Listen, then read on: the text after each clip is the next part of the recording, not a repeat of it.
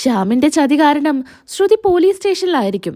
ഈ സമയത്ത് തെളിവ് സഹിതം കുറ്റവാളികളെ പോലീസ് സ്റ്റേഷനിലോട്ട് കൊണ്ടുവന്ന് സത്യം തെളിയിക്കുകയാണ്. ശ്രുതിയുടെ കയ്യും പിടിച്ച് അശ്വിൻ പോലീസ് സ്റ്റേഷനിൽ നിന്ന് ഇറങ്ങുന്നുണ്ട്.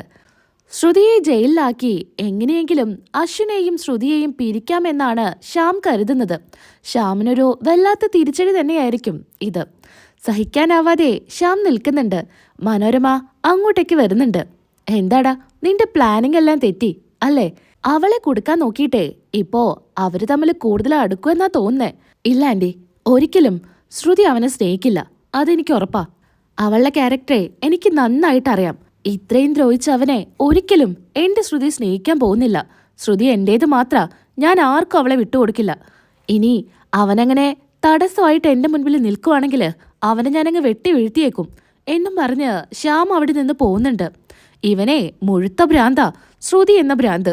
ഇവന്റെ കൂടെ വല്ലാണ്ടങ്ങ് ഒട്ടി നിൽക്കുന്നത് അത്ര നല്ലതല്ല.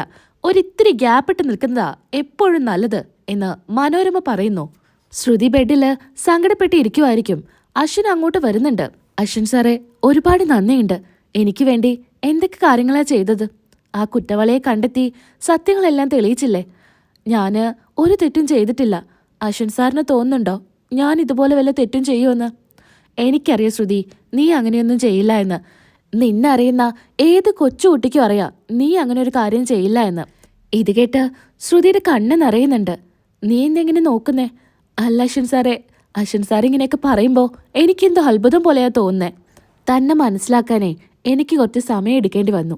എനിക്ക് നല്ല തലവേദനയുണ്ട്, ഞാൻ കുറച്ചു നേരം കിടക്കട്ടെ എന്നും പറഞ്ഞ് ശ്രുതി കിടക്കുക.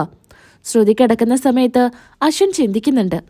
മറ്റുള്ളവർക്ക് ദ്രോഹം വരുന്ന ഒരു കാര്യവും ശ്രുതി ചെയ്യില്ല. അങ്ങനെയുള്ള ശ്രുതിയെയാ ഞാൻ സംശയിച്ചത്. അതും അഞ്ജലി ചേച്ചിക്ക് ദ്രോഹം വരുന്ന കാര്യം ശ്രുതി ചെയ്യുമെന്ന്.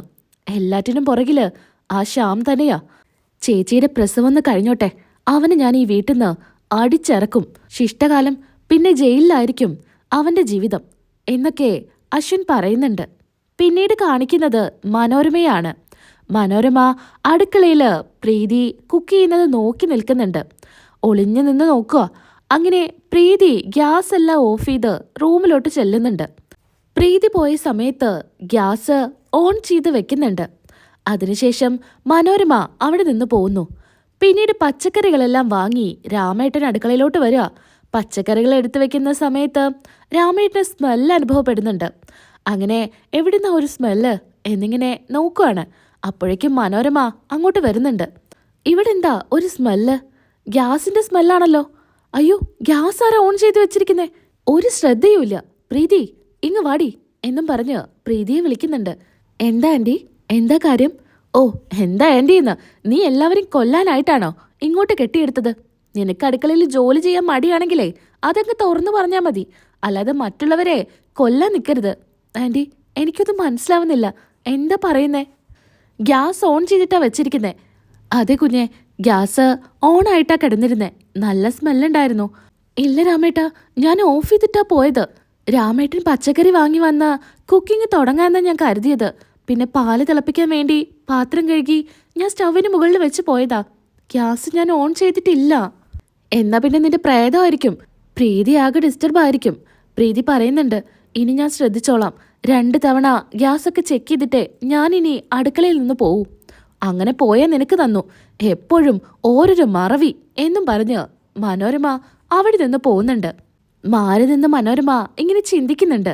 എടി, നിന്റെ അനിയത്തി എന്താ പറഞ്ഞത്? എനിക്ക് ഭ്രാന്താണെന്ന് അല്ലേ? നീയാ ഇവിടുന്ന് ഭ്രാന്ത് പിടിച്ച് ഓടാൻ പോകുന്നേ. ഇതുപോലുള്ള കാര്യങ്ങളെല്ലാം ചെയ്ത് നിന്നെ ഞാനൊരു ഭ്രാന്തിയാക്കും.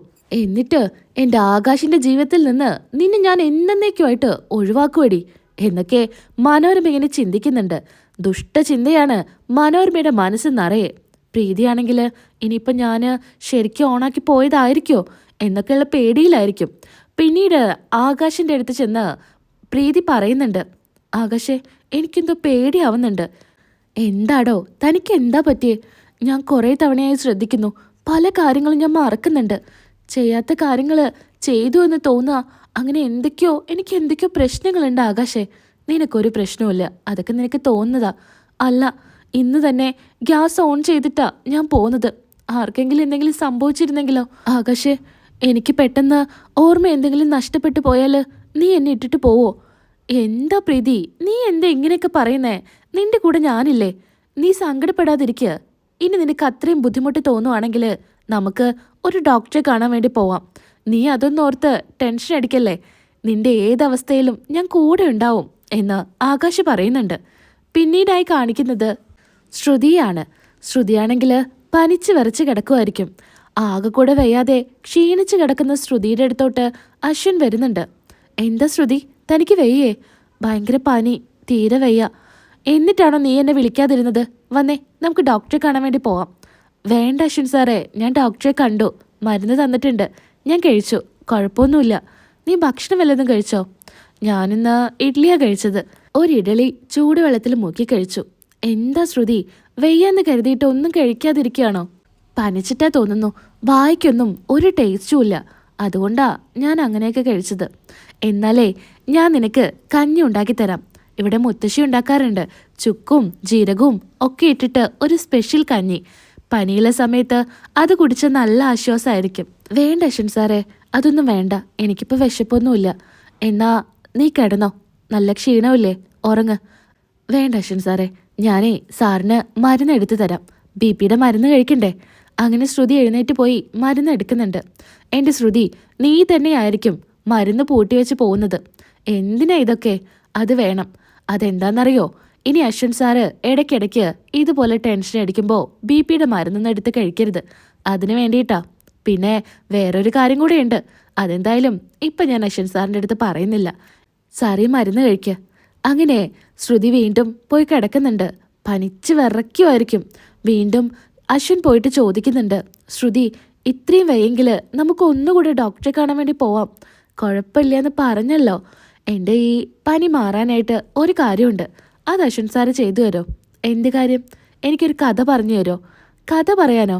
ആ ആ മധുവിൻ്റെ കഥ. മധുവിൻ്റെ കഥയോ? ആ, അശ്വിൻ സാറ് പ്രണയിച്ച മധുവിൻ്റെ കഥ പറഞ്ഞു തരോ? ഈ സമയത്ത് എന്തിനാ വെറുതെ അവളുടെ കാര്യമൊക്കെ പറയുന്നേ? ഞാൻ അശ്വിൻ സാറിൻ്റെ ഡയറി എടുത്ത് വായിച്ചിരുന്നു. അതിൽ കുറച്ച് കഥയേ ഉള്ളൂ. ബാക്കി കഥ കൂടെ അശ്വിൻ സാറ് പറഞ്ഞതാ. അതിനിടയിൽ നീ എൻ്റെ ഡയറി എടുത്ത് വായിച്ചോ? കുറച്ച് വായിച്ച സമയത്ത് വീണ്ടും വീണ്ടും അത് കംപ്ലീറ്റ് ചെയ്യാൻ തോന്നി. അതുകൊണ്ടാ ആ ഡയറി മുഴുവനായിട്ട് വായിച്ചത്. അതിനുശേഷം മധുവിന് എന്ത് സംഭവിച്ചു? ഒന്ന് പറ അശ്വിൻ സാറേ. ഞാൻ പറയാം. അങ്ങനെ അശ്വിൻ പറയുന്നുണ്ട്, എൻ്റെ അച്ഛനും അമ്മയും മരിച്ച സമയത്ത് ഞാൻ വല്ലാതങ്ങ് ഡിപ്രഷനിലായിരുന്നു. എനിക്ക് ആരോടും സംസാരിക്കാനോ ഒന്നിനും ഇഷ്ടമുണ്ടായിരുന്നില്ല. എങ്ങനെയെങ്കിലും എനിക്ക് അച്ഛൻ്റെ അമ്മയുടെ അടുത്തോട്ട് പോയാൽ മതി എന്ന് മാത്രമേ ഉണ്ടായിരുന്നുള്ളൂ. ആ സമയത്താ എൻ്റെ ജീവിതത്തിലോട്ട് അപ്രതീക്ഷിതമായിട്ട് മധു കയറി വന്നത്. അങ്ങനെ ഞങ്ങൾ കൂടുതൽ അടുത്തു. മധുവിനെ ഞാൻ എൻ്റെ വീട്ടിലോട്ട് കൊണ്ടുവന്നു. എല്ലാവരെയും പരിചയപ്പെടുത്തി. വീട്ടിലെ മുത്തശ്ശിക്കും അഞ്ജലി ചേച്ചിക്കൊക്കെ ഒരുപാട് ഇഷ്ടമായിരുന്നു മധുവിനെ. എന്നാ മധുവിൻ്റെ ഏറ്റവും വലിയ സങ്കടം ഇതൊക്കെ വീട്ടിൽ പോയി എങ്ങനെയാ അവതരിപ്പിക്കുക എന്നാ. ഞങ്ങൾ തമ്മിൽ ഇഷ്ടമാണെന്നൊക്കെ എങ്ങനെ പറയുമെന്നൊക്കെ ഓർത്ത് വലിയ ടെൻഷനിലായിരുന്നു.